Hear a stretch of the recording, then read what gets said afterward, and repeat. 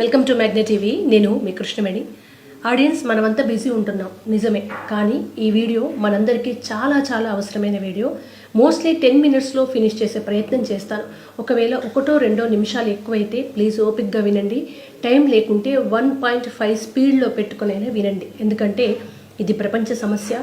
అది మెల్లిగా చాప కింద నీరులాగా భారతదేశానికి వ్యాప్తి చెందుతున్న సమస్య. నా సమస్య, మీ సమస్య, రేపు మన ఇంటి తలుపు తట్టబోతున్న సమస్య. అదే పెళ్ళొద్దు, పిల్లలొద్దు. పెళ్లి వరకు ఒప్పుకుంటున్నారు, ఊర్లలో పెళ్లి చేసుకుని పిల్లల్ని కంటున్నారు. మన సమస్య కాదు కదా అని బాధపడకండి. భారతదేశంలో ఫస్ట్ ఒక మనిషిని ఆశీర్వదించమంటే పెళ్లి చేసుకొని గంపడి మంది పిల్లల్ని కనండి అనే ఆశీర్వచనం వచ్చేది. అది కాస్త 2కి వచ్చింది. ఇప్పుడు 2 నుంచి 1ని కంటున్నారు. ఇప్పుడు ఆ ఒక్కరిని కూడా కనము, మా ఇష్టం, మేము పుట్టింది ఎంజాయ్ చేయడం కోసం అనే పరిస్థితికి వచ్చింది. ఈ కల్చరే డింక్ కల్చర్. అంటే డ్యూయల్ ఇన్కమ్, నో కిడ్స్. ఇద్దరం సంపాదించుకుంటాం, భార్యాభర్తలం, పిల్లల్ని కనం. ఒకసారి నేను మీకు ప్రపంచ దేశాలతో సహా ఉదాహరణలు ఇస్తాను. ఒకప్పుడు మనకు డబ్బులు లేవు. రైతులు వ్యవసాయం చేసుకునేవాళ్ళు లేదా కూలికి వెళ్ళేవాళ్ళు కొంతమంది. అయినా ఇంట్లో 10 మంది పిల్లలు ఉన్నా కూడా కలో గంజు కట్టుకో అందరం తాగి బాగానే బ్రతికాము, బాగానే పెరిగాము. వాళ్ళు బ్రతికే ఉన్నారు, ఏం చచ్చిపోలేదు. పూరి గుడిసైనా నీళ్లు ఊరుస్తున్నా కూడా మన ఇంటికి చుట్టాలు వచ్చారు 100 మంది. ఇవాళ ఇద్దరూ సంపాదిస్తున్నారు, లక్షల్లో ప్యాకేజెస్, హై రైజ్ అపార్ట్మెంట్స్లో, మెట్రోపాలిటన్ సిటీస్లో ఇల్లులు. కానీ ఒక్క చుట్టాన్ని పిలువరు, వచ్చినా వాళ్ళు ఉండడానికి వీల్లేని పరిస్థితులు ఉంటాయి. ఎందుకంటే జాబ్కి వెళ్తాం, మాకు ప్రైవసీ కావాలి అని. భార్యాభర్తనే సపరేట్ రూముల్లో ఉంటున్నారు. మనం సంపాదించి సాధించుకుంటున్నాం అంటే ఏమీ లేదు. భారతదేశం కన్నా అడ్వాన్స్గా ఉన్న దేశాలు ఏంటంటే ఏం చెప్తాం? Japan, Germany, China, Russia. అయితే అభివృద్ధి ప్రమాదంగా మారుతుంది అనేది నిరూపించబడుతోంది. అట్లాంటి డెవలప్మెంట్ ఆపుకోమని ఎవరు అనట్లేదు, కానీ ఎందుకో చెప్తా. జపాన్ దాదాపు దేశం కనబడని స్థితిలోకి వెళ్తోంది ప్రపంచ పటంలో. ఎందుకంటే అక్కడ పెళ్లిళ్ళు చేసుకోవట్లేదు, పిల్లల్ని కనట్లేదు. విపరీతమైన వర్క్ ప్రెషర్. 8 గంటలను పిలిపించి 14 గంటలు 18 గంటలు పని చేపిస్తే మీరందరూ న్యూస్ ఛానల్స్ గూగుల్ ఓపెన్ చేసుకుని వెతకండి, యూట్యూబ్స్లో. టేబుల్ మీదే చనిపోతున్నారు వాళ్ళు. చాలామంది యువత పని ఒత్తిడికి, ఈ ఒత్తిడి తట్టుకోలేక పెళ్లిళ్ళ వైపు, రిలేషన్షిప్ వైపు ఇంట్రెస్ట్ ఉండట్లేదు. ఇంత ఒత్తిడిలో ఇంట్రెస్ట్ ఉన్నా కూడా కాపురాలు చేసే ఓపిక ఉండట్లేదు. అసలు మేము ఇంత కష్టపడి పెళ్ళిళ్ళు చేసుకుని వాళ్ళకి టైం ఎందుకు ఇవ్వాలి, పిల్లల్ని ఎందుకు కనాలి అనే పరిస్థితికి వచ్చింది. అక్కడ ఇంకొక కారణం ఏంటంటే, ఒక పిల్లాడు పుడితే వాడిని చదివించడానికి 3 కోట్ల ఖర్చు అవుతుంది. 3 కోట్లు పెట్టి మా పిల్లల్ని ఎందుకు చదివించుకోవాలి, పిల్లల్ని ఎందుకు కనాలని అసలు పెళ్ళిళ్ళు చేసుకోవట్లేదు. రిలేషన్షిప్స్ లేవు, లవ్ అనే మాట లేదు. ఎందుకంటే మనిషి ఎప్పుడు ఒక ఫ్రస్ట్రేషన్లో ఒక రోబోలాగా బ్రతుకుతుంటే ప్రేమ అనే దానికి తావు లేకుండా పోయింది. టోటల్గా నెక్స్ట్ జనరేషన్ అనేది అంతమైపోయింది జపాన్లో. ఇది అక్కడ గవర్నమెంట్ గుర్తించింది. ఇప్పుడు దాన్ని తగ్గించడానికి చర్యలు చేపడుతుంది. ఇన్ని రోజులు పని చేయండి, డెవలప్మెంట్ కావాలి, అభివృద్ధి కావాలి, కోట్లలో ఇన్కమ్ కావాలని చెప్పిన గవర్నమెంటే దయచేసి వారంలో 4 రోజులు పనిచేయండి, మీరు 3 రోజులు ఇంట్లో ఉండండి, మీరు పెళ్ళిళ్ళు చేసుకోండి. చివరికి పిల్లలు పుడితే ఇక్కడ ఆడవాళ్లకు మెటర్నిటీ లీవ్స్ ఉన్నట్టుగా అక్కడ మగవాళ్ళకు కూడా, తండ్రికి కూడా లీవ్స్ ఇస్తున్నారు. అంత ఎంకరేజ్ చేస్తున్నారు, యాప్స్ పెడుతున్నారు. ఎంతగా మోటివేట్ చేస్తున్నా మేము పెళ్ళిళ్ళు చేసుకోనే పరిస్థితి వచ్చింది. చివరికి ఇక్కడ మ్యాట్రిమోనీస్ పెట్టినట్టుగా సంబంధాలు చూడడానికి సంస్థల్ని పెడుతున్నారు. అయినా కుదరట్లేదు. వీళ్ళు పిల్లలు పుట్టకుంటే ఏమవుతుంది? ఇప్పుడు ఆ కల్చరే మందాకు కూడా వచ్చింది. ఊళ్ళల్లో లేకపోవచ్చు, కానీ మేము పెళ్లి చేసుకోము, ఉన్నది ఒకటే లైఫ్, దీన్ని ఎంజాయ్ చేయకుండా ఎందుకు, నా ఇష్టం వచ్చినట్టు తింటా, తిరుగుతా, నా డబ్బులు నా మీదే ఖర్చు పెట్టుకుంటా. ఇవన్నీ చేసి 40 ఏళ్ళు బాగుంటుంది, 50 ఏళ్ళు బాగుంటుంది, 60-70 ఏళ్లకు సరే పిల్లల్ని చూస్తారో చూడరో కాదు. జపాన్లో ఇప్పుడున్న సిచ్యువేషన్ ఏంటంటే మొత్తం ఇల్లులు రెంట్కు, తక్కువ రెంట్కు 50% తగ్గించిస్తామంటే తీసుకోవడానికి లేరట. ఎందుకంటే కేవలం ఇప్పుడు నేనే ఉన్నాను, నేను పిల్లల్ని కనా అంట, బాగుంటుంది. కానీ 60 ఏళ్ల తర్వాత నన్ను చూసుకోవడానికి ఎవరు ఉండరు, నెక్స్ట్ జనరేషన్ ఉండదు. నా పై వాళ్ళందరినీ నేను చూసుకుంటా. అలా ఒంటరిగా మిగిలిపోయిన వాళ్ళందరూ వృద్ధులై చివరికి రూముల్లో వాళ్ళు చనిపోతున్న విషయం కూడా పక్కింటి వాళ్ళకి తెలియలేని పరిస్థితుల్లో ఎంతోమంది జపాన్లో లక్షలాది మంది సంవత్సరానికి చనిపోతున్నారు. 15 లక్షల పైచిలకు యువత రూముల్లో ఒంటరిగా ఉంటూ డిప్రెషన్ అని తలుపులు పెట్టుకొని నెలలు బయటికి రాకుండా చచ్చిపోతున్నారు. టేబుల్ మీద వర్క్ చేస్తూ చచ్చిపోతున్నారు. మనం ఎటుపోతున్నాం? ఈ పెళ్ళొద్దు, ఎంజాయ్ చేస్తా, ఉన్నది ఒకటే లైఫ్ అనే కల్చర్కి వెళ్తుంటే చివరికి మన అమ్మ నాన్న ఉన్నారు, మేము ఉన్నాం, నెక్స్ట్ కింద జనరేషన్కి లేరు. పైన ఉన్న వాళ్ళు మనకన్నా ముందే చనిపోతారు. ముందు తరం లేదు, మిగిలేది ఏ తరం? ఒకటే తరం. ఒక 50 ఏళ్లలో ఇదే కంటిన్యూ అయితే జపాన్ అనేది ప్రపంచ పటంలో ఉండదని సైంటిస్టులు చెప్తున్నారు. అందుకోసం జపాన్ ఇమీడియట్గా ఏమేం చేస్తే పెళ్లిళ్ళ వైపు, పిల్లల వైపు వెళ్తారు అని అన్ని రకాల పథకాలు పెడుతున్నారు. సరే, వాళ్ళు ఏదో ఒకటి చేసి డెవలప్ అవుతారు. కానీ మనం రష్యాని చూసి, జపాన్ని చూసి, జర్మనీని చూసి, చైనాని చూసి నేర్చుకుంటే చైనా పరిస్థితి కూడా అదే, రష్యా పరిస్థితి కూడా అందుకే దగ్గరగా ఉందంట.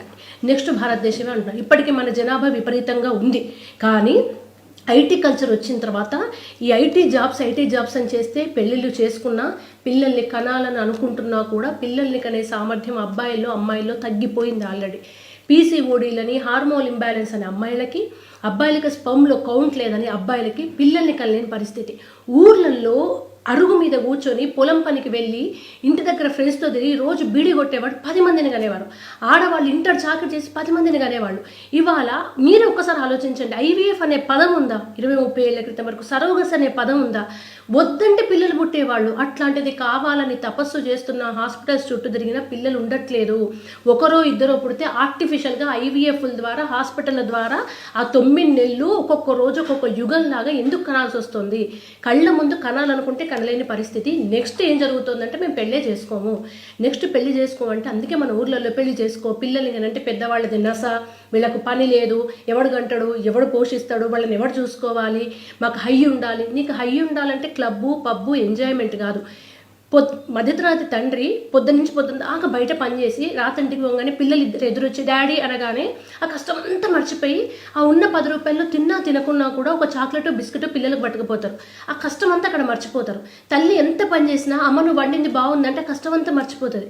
అప్పుడు ఏం వెతుక్కున్నారు? ఈ ఆనందం చాలు, వీళ్ళ కోసం ఎంత కష్టమైనా పడతాం అనుకున్నారు. కానీ ఇప్పుడు జనరేషన్ ఏమంటున్నారు తెలుసా? వాళ్ళు ఒక్క నిమిషం వచ్చి డాడీ అని పిలవడానికి నేను పొద్దునంతా కష్టపడాలా, వంట బాగుందని ఒక మాట చెప్పడం కోసం నేను రోజంతా కష్టపడాలా? ఇంత స్వార్థంగా ఆలోచిస్తున్నారు. ఈ కష్టానికి ఒక గుర్తింపు చాలు, ఆనందంగా ఉండొచ్చు అనుకునే ఆలోచన నుంచి వాళ్ళు ఒక మాట కోసం నేను ఎందుకు కష్టపడాలనే వైపు వస్తున్నారు. కానీ వాళ్ళ నెత్తి మీద వాళ్ళే భస్మాసుర హస్తం పెట్టుకుంటున్నారు. వాళ్ళు ఎక్కిన కొమ్మను వాళ్లే నరుక్కుంటున్నారు. ఇది కంటిన్యూ అయితే ఈ తరం, నెక్స్ట్ తరం మీరే చూడండి, మీ చుట్టుపక్కల గమనించండి. ఎంతమంది వచ్చి పెళ్లి చేసుకోవాలని లేదు, పెళ్లి చేసుకుంటే పిల్లల్ని కనాలని లేదని ఎంతమంది అంటున్నారు. ఇంకొక సోకాళ్ళు మాట ఏంటంటే, కంటే పిల్లలు మమ్మల్ని చూస్తారా అని. 20-25 ఏళ్ళ తర్వాత వాళ్ళు మిమ్మల్ని చూస్తారో చూడరో, ఆ 20 ఏళ్ల వరకు తల్లితనం, తండ్రితనం అనే ఒక ఫేజ్ని ఎంజాయ్ చేస్తున్నారు కదా. ఒక ఆనందం కోసం పబ్బుకు పోయి 10,000 పెట్టుకుంటున్నారు, 200 పెట్టి బీర్ తాగుతున్నారు, 500 పెట్టి సినిమాకు పోతున్నారు, కేవలం నీకు 1-2 గంటల ఆనందానికి. నీకు 20 ఏళ్ళ ఆనందం ఇచ్చే నీ పిల్లల కోసం నీకు ఎంత ఆనందం ఇస్తారు? వాటి కోసం నువ్వు కష్టపడితే ఏంటి? ఈ బాధ్యతలు వద్దు, బాధ్యతల నుంచి తప్పుకునే ఒక తరం తయారైంది. 5,000 కూడా సంపాదించని తండ్రి 10 మంది పిల్లల్ని సాదేవాడు కింద మీద పడి. అప్పుల వాళ్ళు వస్తే పంటి కింద కన్నీళ్ళని పెట్టుకొని మరీ బతికిండు. ఇప్పుడు 2 లక్షలు 3 లక్షల ప్యాకేజ్ వచ్చినా పిల్లల్ని కనడానికి సిద్ధంగా లేరు, బాధ్యతలు మోయడానికి సిద్ధంగా లేరు. ఒకప్పటి తరం తల్లిదండ్రుల్ని చూసుకొని పిల్లల్ని చూసుకొని మేనేజ్ చేస్తే, ఇప్పటి తరం తల్లిదండ్రుల్ని చూసుకోం, వృద్ధాప్యంగానే వృద్ధాశ్రమాల్లో వేస్తాం, పిల్లల్ని కనం, బాధ్యతలు ఎత్తుకోం, మాకు ఫ్రీడమ్ పోతుంది. ఇవన్నీ అనుకుంటున్న ఈ వయసు బాగుంటుంది. మీ ఇంట్లో పిల్లల్ని అబ్జర్వ్ చేయండి. ఒకవేళ ఈ వీడియో ప్లీజ్ మీరు యువత గనక చూస్తే, ఐటీ చేసే వాళ్ళకి ఈ పాటికి అర్థమై ఉంటుంది. 30 ఏళ్లే కదా పెళ్లి చేసుకుంటానులే, 35 ఏళ్లే కదా తొందర ఏమొచ్చింది అంటే, ఆ తర్వాత పిల్లలు పుట్టరు, పెళ్ళిళ్ళు అవ్వవు. మీకు తెలుసు మీకేం జరుగుతుందో వ్యక్తిగతంగా 4 గోడల మధ్య ఆలోచిస్తే మీకు అర్థమవుతుంది. తల్లిదండ్రుల పిల్లలు ఈ దారిలోకి పోతే వాళ్ళకి భారతదేశ కుటుంబ విలువలు చెప్పండి, ప్రమాదంలో పడుతున్న దేశాల గురించి చెప్పండి. ఐటీ ఉద్యోగాలు చేస్తూ గొప్పగా సంపాదిస్తున్న వాళ్ళందరూ కూడా మీ సెల్ ఫోన్ మీ చేతిలో ఉంది. ఒక్కసారి ఓపెన్ చేసుకొని పిల్లల్ని కనం అంటున్న జపాన్, చైనా, రష్యా దేశాలు ఏమవుతున్నాయి? ఐటీ అంటూ 24 గంటలు జాబ్ చేసి ఎక్కడో వీకెండ్ ఏ స్విమ్మింగ్ పూల్, ఏ గోవానో, ఏ సముద్రాలు అని వెళ్తున్న మనకు నిజంగా ఆనందం ఉందా?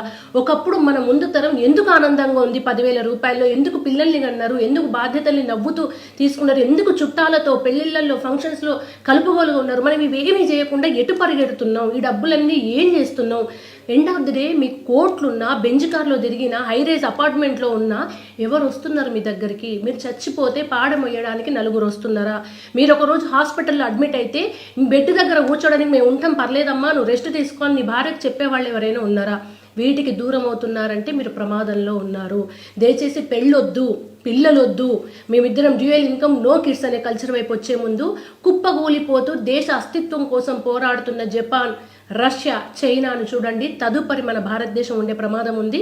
50 ఏళ్ళు 100 ఏళ్ల తర్వాత మన పిల్లలు అనాథలుగా మారబోతారేమో ఆలోచించండి.